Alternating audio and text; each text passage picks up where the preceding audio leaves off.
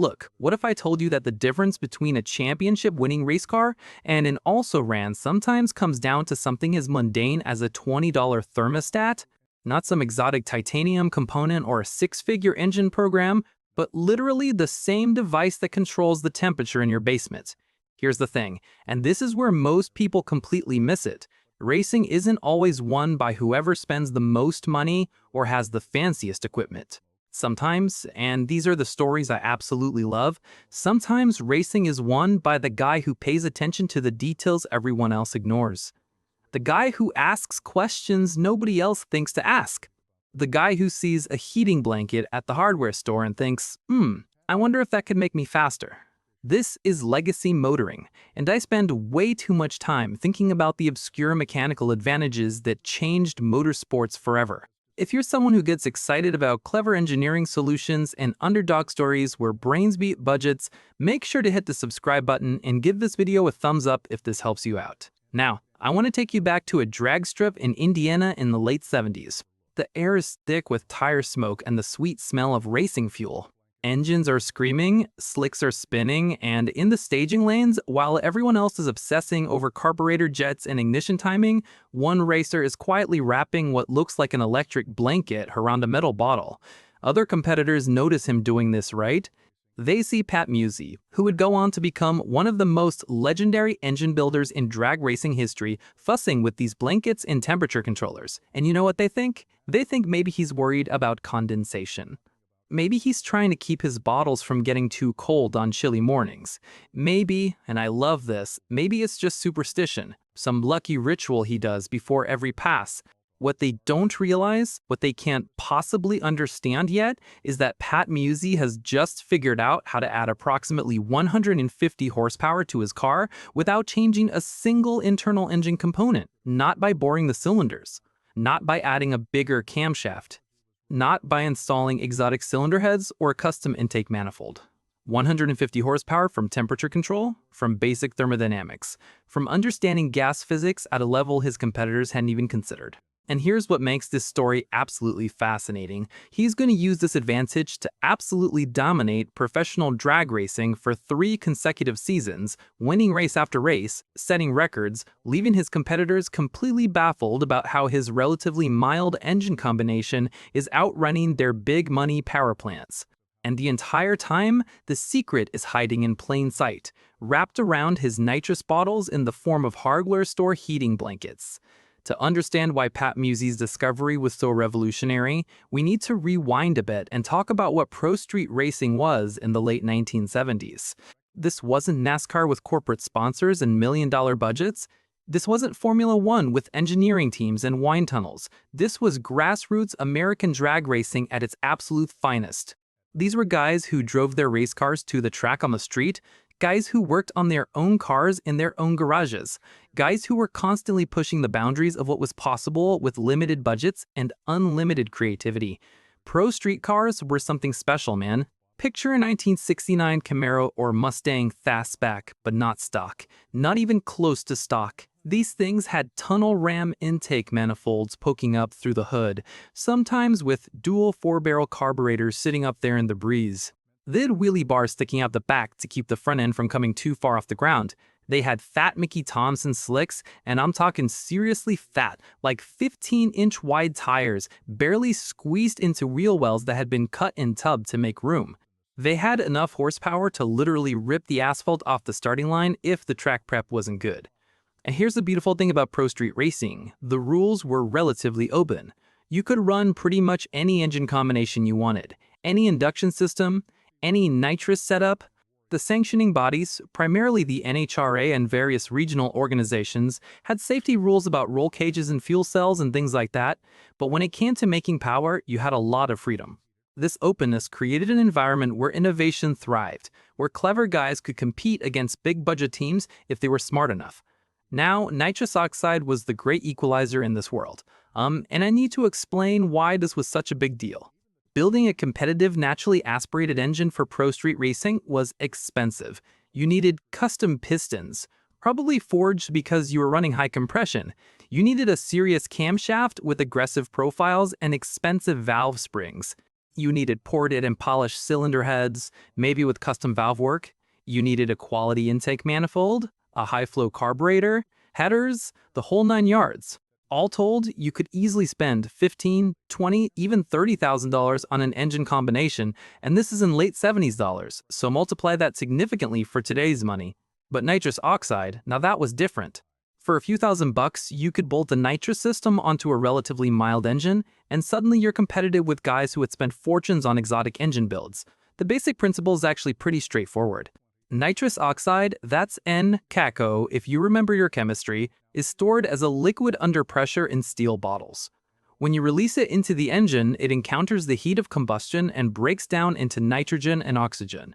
That extra oxygen is the key because now you can burn more fuel. More fuel burning means more pressure pushing down on the pistons, which means more power. A basic nitrous kit, what they call the 150 shot, could add 150 horsepower instantly at the push of a button. Stack multiple systems and you could add 300, 400, even 500 horsepower.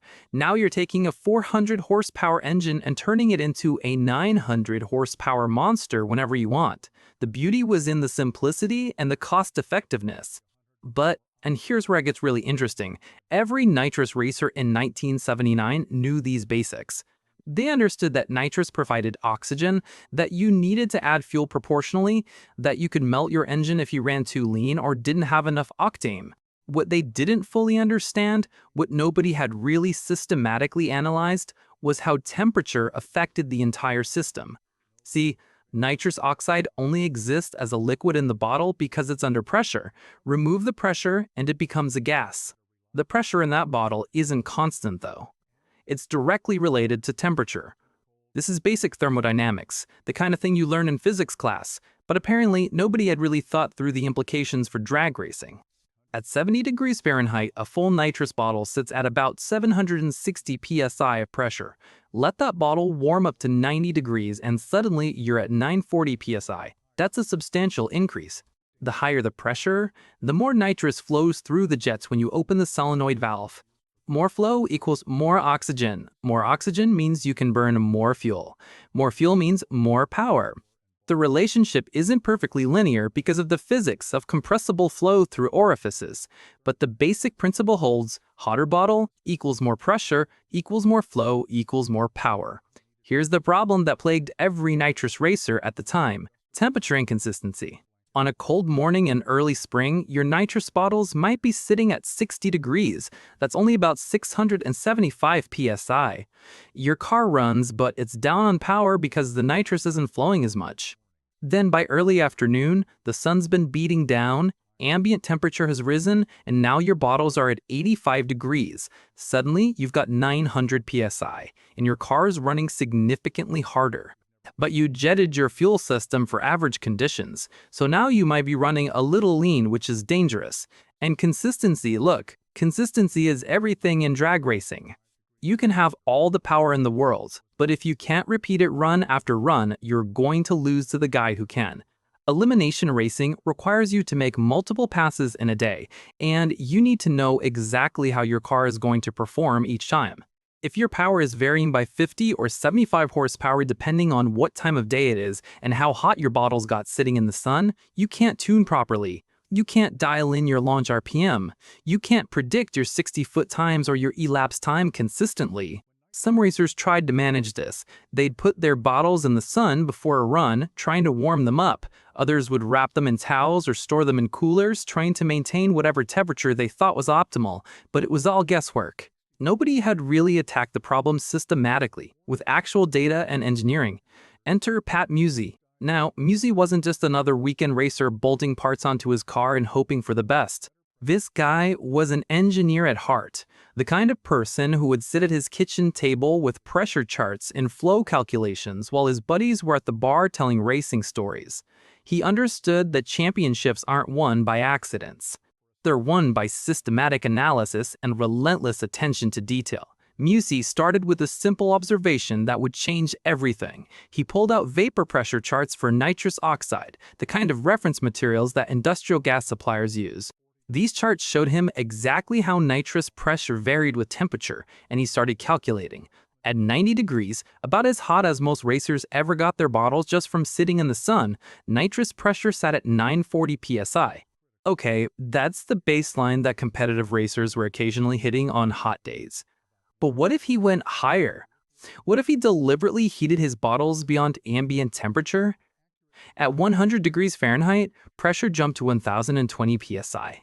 At 110 degrees, it hit 1100 psi. And at 120 degrees, the pressure reached 1180 psi. Now, here's the critical part that Musi understood and his competitors didn't. And this is where the engineering knowledge really mattered. Nitrous flow through a jet isn't just directly proportional to pressure. The physics of compressible gas flow through an orifice follows more complex relationships. When you increase bottle pressure from 760 psi to 1180 psi, you're getting approximately 30% more mass flow through the same jet. 30% more nitrous oxide means 30% more oxygen being delivered to the engine. 30% more oxygen means you can add 30% more fuel while maintaining the same air-fuel ratio. And 30% more fuel burning in the cylinders translates to roughly 30% more power from the nitrous system. So, if a racer was running a 500 horsepower nitrous shot at ambient temperature, Musi could effectively turn that into a 650 horsepower shot just by heating his bottles to 120. That's 150 additional horsepower. 150 horsepower that his competitors didn't have. 150 horsepower from temperature control alone, think about what that meant. While other racers were spending thousands of dollars on engine modifications, trying to find another 20 horsepower here or 30 horsepower there, Musi had discovered 150 horsepower just sitting there, waiting to be unlocked with basic thermodynamics. No machine work required, no exotic parts, no expensive R&D, just heat. But discovering the advantage was only step one. Now Musi needed a practical, reliable way to heat his bottles to exactly 120 degrees and maintain that temperature consistently. This is where the hardware store heating blankets came in, and I just love the simplicity of the solution. Musi bought electric heating blankets, the kind designed to wrap around pipes to prevent freezing in winter. These blankets could wrap completely around a nitrous bottle and provide even, distributed heat across the entire surface. But he needed precise temperature control because just heating the bottles wasn't enough. Too cold and he'd give up power, leaving performance on the table. Too hot and he'd start entering dangerous territory. Nitrous bottles have pressure relief devices that rupture at around 1800 psi to prevent explosions. While 120 degrees was well within safe limits, going significantly higher started pushing boundaries. So Musi added adjustable thermostats to each heating blanket. These thermostats, simple mechanical or electronic units you could buy at any hardware store, would monitor the bottle temperature and cycle the heating elements on and off to maintain exactly 120 degrees. The system was elegant and, here's the beauty of it, completely invisible to anyone who didn't know what they were looking at. To other racers, Musi appeared to be using heating blankets to keep his bottles warm on cold mornings. Nothing suspicious about that, right? Lots of racers worried about their bottles getting too cold. The blankets were black and unobtrusive. The thermostats were small control boxes that could have been anything. Switches, relays, timers, whatever. Unless you knew exactly what to look for, unless you understood the physics of what was happening, you'd never guess that those innocent-looking blankets were worth 150 horsepower. And this is what I absolutely love about this story. The entire advantage was hiding in plain sight. Musi wasn't sneaking exotic fuel. He wasn't running illegal engine components. He wasn't doing anything that violated the letter of the rules. The NHRA rulebook at the time specified all sorts of things about nitrous systems, how bottles had to be mounted, what kind of safety equipment was required, what types of lines and fittings you could use, even the location of shutoff valves. But nowhere, and I mean nowhere, did it mention bottle temperature. As far as the sanctioning body was concerned, a nitrous bottle was a nitrous bottle. They assumed everyone was running at ambient temperature because, well, that's what everyone had always done. Nobody had thought to write a rule about it because nobody had considered it an advantage worth regulating. The beauty of Musi's system went beyond just the raw horsepower advantage, though that alone would have been enough to dominate. What really set his setup apart was the consistency it provided, and in drag racing, consistency is often more valuable than peak power. Let me explain what I mean by this. When you're racing in elimination format, which is how most drag racing works, you're not just trying to go fast. You're trying to go exactly as fast as you predict, run after run after run. In bracket racing, you dial in a specific elapsed time and then you try to run as close to that time as possible without going quicker, because going quicker than your dial gets you disqualified. Even in heads-up racing where you're just trying to outrun your opponent, you need consistency to tune your car properly, to know what gear ratio to run, to understand how your car is going to launch and how it's going to behave through the quarter mile. Musi's heated bottle system meant that weather conditions became irrelevant to his nitrous performance. It could be a 50-degree morning or a 95-degree afternoon, and his bottles would still be at exactly 120 degrees when he pulled to the starting line. While his competitors' performance varied by 50 or 75 horsepower depending on ambient conditions, Musi's performance was rock solid. He could jet his fuel system for one specific nitrous flow rate and know with absolute certainty that's exactly what he'd get every single time he pressed the button. Think about the competitive advantage this provided in terms of tuning. Other racers had to compromise. They'd jet their cars for average conditions, maybe 75 or 80 degrees, and then they'd be slightly rich on cold days, wasting power, and slightly lean on hot days, risking engine damage. Musi had no such concerns. He tuned for 120-degree bottles, period. His air-fuel ratio was perfect every single pass. His ignition timing was optimized for that specific power level. Everything in his combination worked together in perfect harmony because the variables had been eliminated.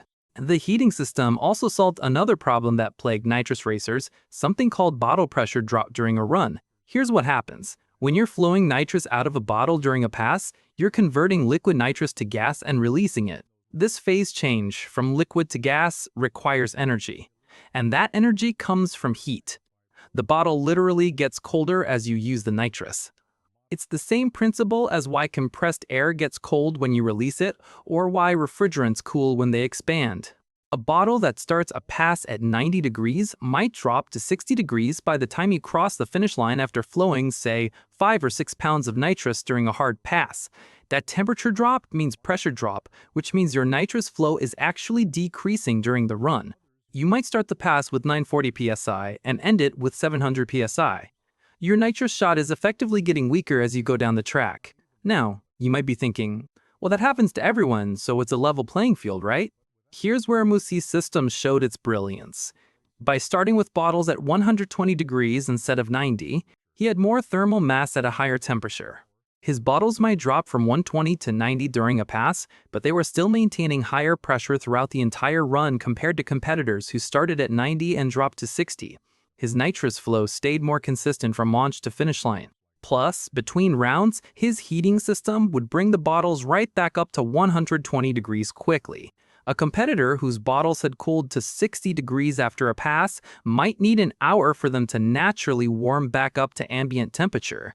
Musi's blankets could reheat his bottles in 20 to 30 minutes. In elimination racing, where you might have only 45 minutes between rounds, this was huge. He was always ready with consistent power while competitors were still waiting for their bottles to recover. Let me dive into the specific technical details of how Musi set up his heating system, because this is where the engineering really shines. The heating blankets he used were typically rated at around 100 to 150 watts per bottle. For a standard 10-pound nitrous bottle, which was common in pro street racing, it would take approximately 20 to 30 minutes to heat from 70 degrees ambient temperature up to 120 degrees. The math on this is actually pretty straightforward. A 10-pound nitrous bottle contains about 10 pounds of liquid nitrous, obviously, and nitrous oxide has a specific heat capacity of about 0.4 BTU per pound per degree Fahrenheit in liquid form. To raise 10 pounds of nitrous from 70 to 120, that's a 50-degree increase, you need about 200 BTUs of energy. A 150-watt heater produces about 512 BTUs per hour, so you're looking at roughly 23 minutes to heat the bottle, though in practice it takes a bit longer because you're also heating the steel bottle itself and losing some heat to the environment. The thermostats Musi installed were adjustable units with a temperature range from about 50 to 140 degrees Fahrenheit, with accuracy within plus or minus 2 degrees. He set them precisely at 120 degrees and wired them through relay circuits that could handle the current draw of multiple heating blankets. Remember, If you're running 2 or 3 bottles, which many Pro Street cars did, you're drawing 300 to 450 watts total, which is several amps at 12 volts. You need proper wiring and relays to handle that load safely. The placement of the temperature sensors was absolutely critical, and this is something Musi figured out through experimentation. He tried mounting sensors at different locations on the bottles and found that the position about 1/3 up from the bottom, directly on the bottle body, gave the most accurate reading of the liquid nitrous temperature. This matters because inside a nitrous bottle, you have both liquid and vapor phases. The liquid sits at the bottom, the vapor at the top. The vapor temperature and liquid temperature can be different, especially during heating or cooling. Since the liquid is what actually flows through your system and provides the power, you want to measure liquid temperature, not vapor temperature. Musi also discovered that insulating the bottles after heating was crucial for maintaining temperature.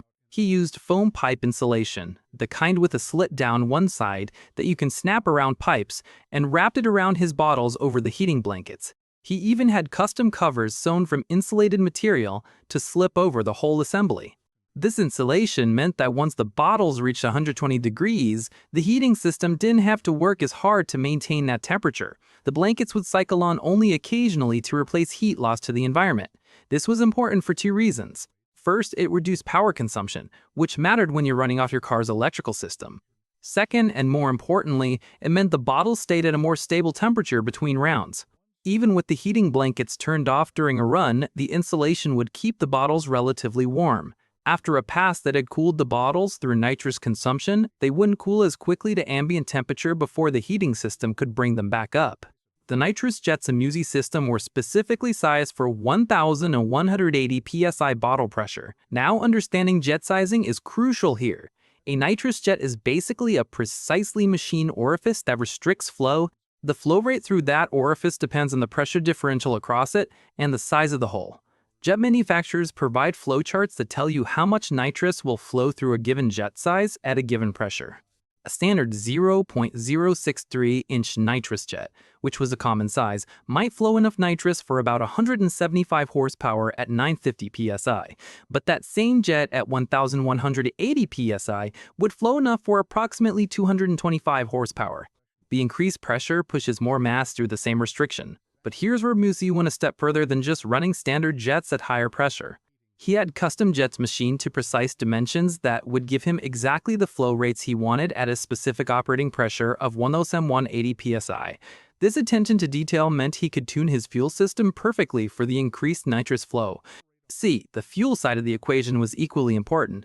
More nitrous means more oxygen, which means you absolutely must add more fuel to maintain the proper air-fuel ratio. The stoichiometric ratio for gasoline is about 14.7 parts air to 1 part fuel by mass. But under boost or nitrous, you typically run richer, maybe 12 or 13 to 1, to keep cylinder temperatures under control and prevent detonation.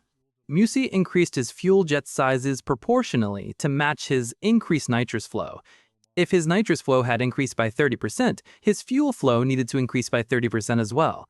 He also added a secondary fuel pump to ensure adequate fuel supply. Running out of fuel pressure when you're flowing massive amounts of nitrous is a guaranteed way to melt pistons. After each run, Musi would pull his spark plugs and read them religiously. The color and heat patterns on spark plugs tell you everything about what's happening in the combustion chamber. Too lean and you see white, chalky deposits and electrode damage. Too rich and you see black, sooty carbon. Perfect tune shows a tan or light brown color on the porcelain. Musi was looking for that perfect color, and he'd make minor adjustments to his fuel jetting based on what the plugs told him. The heated nitrous system required completely different fuel curves than standard temperature setups, and Musi mapped all of this out through testing. Now you might be wondering why Musi stopped at 120 degrees. If hotter is better, why not go to 130, 140, or even higher? This is actually a fascinating question, and the answer shows Musi's understanding of the complete system, not just one variable. At 120 degrees, nitrous pressure was high enough to provide substantial additional flow, about 30% over ambient temperature bottles, but still well within the safety margins of all standard nitrous components. The solenoids, the high-pressure valves that control nitrous flow, were typically rated for pressures up to 1800 psi or more. The stainless steel braided lines were rated similarly. The bottle itself had a burst pressure well above 2000 psi. At 1,180 psi operating pressure, everything was running at maybe 60 or 70% of its maximum rating. Plenty of safety margin. But as temperature increased beyond 120 degrees, other problems started emerging that had nothing to do with pressure ratings. First, at higher temperatures, the nitrous would begin transitioning from liquid to vapor more readily in the lines between the bottle and the solenoid. This is a problem because vapor doesn't carry nearly the oxygen content that liquid does. When nitrous is in liquid form, it's dense, carrying a lot of oxygen molecules in a small volume. When it vaporizes, it expands dramatically, and now you're flowing gas instead of liquid. Your oxygen delivery drops and your power actually decreases. The whole point is to deliver liquid nitrous to the engine where it vaporizes in the combustion chamber, not in your supply lines. Second, the rubber seals and O-rings and solenoids and fittings would begin to degrade faster at higher temperatures. These components were designed for typical automotive temperature ranges. While they could handle 120 degrees fine, pushing to 140 or 150 degrees would start causing premature wear and potential leaks. Third, and probably most important to Musi, the safety margin decreased. While the bottles were rated for much higher pressures, running consistently at elevated temperatures increased the risk of a catastrophic failure if something else went wrong. If a bottle had a manufacturing defect, or if it had been damaged in a previous accident, or if the pressure relief valve failed, higher temperatures meant higher consequences. Musi was smart enough to know that dominating a race series didn't mean anything if you got hurt doing it. 120 degrees gave him the performance advantage he needed, while keeping everything well within conservative safety limits. During the 1979 season, Musi's heated bottle system was absolutely devastating to the competition. Picture this. At the starting line, both car stage, the yellow lights start coming down on the Christmas tree, and when the green light hits, Musi's Camaro launches like it's been shot out of a cannon. His 60-foot times, that's the time it takes to cover the first 60 feet from the starting line, were consistently better than competitors with supposedly more powerful engines. He'd pull a tenth or 2/10 of a second advantage in the first 60 feet and just carry that through the quarter mile. Competitors couldn't understand it. They'd look at Musi's engine combination and see a relatively mild 406 cubic inch small block Chevy, nothing exotic, standard block, standard heads, a good but not outrageous camshaft. Yet this motor was outrunning purpose-built 555 cubic inch big blocks that should have had a huge power advantage. The trap speeds told the story. Musi would cross the finish line at speeds that indicated significantly more horsepower than his engine should have been capable of producing. If you work backward from trap speed using vehicle weight and aerodynamic drag, you can calculate approximate horsepower. Musi's numbers didn't add up unless you knew about the extra 150 horsepower his heated nitrous system was providing. People started coming up with theories. Some thought he must have some exotic camshaft profile that nobody else knew about. Others suspected he'd found a magic cylinder head porter who was getting way more flow than anyone else. A few conspiracy theorists even accused him of running illegal fuel additives, maybe adding propylene oxide or other oxygen-bearing compounds to his racing gas. Tech inspectors pulled his car apart more than once, yanking valve covers, checking compression, even sending fuel samples for analysis. They found nothing illegal. The engine was exactly what it appeared to be, a well-built but fairly conventional small-block Chevy. The secret remained hidden because nobody thought to check his nitrous bottle temperature. Why would they? It wasn't in the rules. It wasn't something anyone had ever considered as a performance variable worth regulating. The consistency advantage was even more pronounced in elimination rounds. Drag racing eliminations work like a tournament bracket. You race one opponent, winner advances, loser goes home. To win a race, you might need to make 5, 6, sometimes 7 consecutive passes.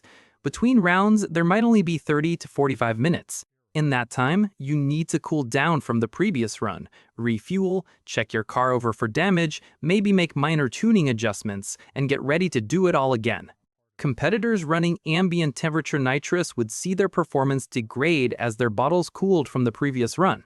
They'd make a pass, their bottles would drop to 60 degrees, and by the time the next round came up, the bottles had only warmed back to maybe 70 or 75 degrees if it was a cool day. Their car would run differently round to round. Musi's heated bottles would be back at exactly 120 degrees by the time he reached the staging lanes for the next round. His performance was identical every single pass. This consistency allowed him to dial in his car more accurately. In bracket racing formats, where you predict your elapsed time, Musi could dial in, say, 8.95 seconds and know with certainty he'd run 8.95. Competitors were guessing, trying to estimate how their bottle temperature would affect their pass. Musi was operating with precision. Even in heads-up racing, the consistency meant he could cut better reaction times. He knew exactly how hard the car would launch, so he could anticipate it perfectly and leave right on the green light. Competitors dealing with a variable nitrous power had to be more conservative, couldn't push their launches as hard because they weren't sure exactly how the car would respond. Musi was methodical about keeping a secret hidden. The heating blankets would be installed in his trailer away from the curious eyes of competitors. He'd wrap the bottles before getting to the track, so by the time anyone saw his car, the bottles just looked like they had some black covers on them. The control switches and thermostats were mounted inside the car in inconspicuous locations, labeled ambiguously if at all. When other racers asked about the blankets, and some did because racers are inherently curious about what everyone else is doing, Musi would give vague, technically truthful but misleading answers. He'd say something like, "Oh, I'm just trying to keep the temperature consistent. You know how bottles can get cold and affect performance?" Which was absolutely true, just not the whole truth. He'd mentioned preventing condensation, which was plausible since nitrous bottles can sweat in humid conditions. He even, and I love this, he even spread some disinformation. He'd suggest to other racers that heating bottles was potentially dangerous, that running them too hot could cause pressure problems or even explosions. He'd play on people's general fear of high-pressure systems and explosive gases. This kept competitors from experimenting with heating their own bottles, because Musi had planted the idea that it was risky. The psychological advantage was enormous. As Musi continued winning race after race, his competitors became increasingly frustrated. They'd copy everything they could see about his setup. They'd run the same tire pressure, the same launch RPM, the same shift points. Some even bought the same brand of spark plugs and carburetor jets Musi was running. Nothing worked. They still couldn't match his performance. This led some teams to spend enormous amounts of money chasing the advantage they thought Musi had. They'd buy expensive custom cylinder heads, thinking Musi must have some magic port work. They'd invest in custom camshafts ground to exotic profiles. They tried different intake manifolds, different exhaust systems, different rear gear ratios. Thousands and thousands of dollars would be spent trying to find the horsepower that Musi had discovered for the cost of a couple heating blankets and thermostats from the hardware store. By the 1980 season, Musi had refined his system even further. He added individual pressure gauges to each bottle, mounted where he could see them from the driver's seat. These gauges served a dual purpose. Obviously, they told him how much nitrous remained in each bottle, but they also allowed him to verify temperature indirectly. Since pressure correlates directly with temperature for nitrous oxide, he could look at the gauge and confirm his bottles were at the right pressure, which meant they were at the right temperature without having to physically touch them or check the thermostat readings. He experimented with different heating patterns and found that gradually ramping the temperature over 30 minutes produced more consistent results than rapid heating. If you hit a cold bottle with full heating power, you'd heat the outside surface much faster than the interior liquid, creating temperature gradients within the bottle. By slowly bringing the temperature up, the heat had time to distribute evenly throughout the liquid nitrous, giving more consistent pressure and flow. Musi even developed a pre-race routine where he'd heat the bottles to 125 degrees about an hour before his scheduled runtime, then let them stabilize at 120 degrees for the last 30 minutes before going to the staging lanes. This ensured the temperature was perfectly uniform throughout the entire volume of liquid nitrous.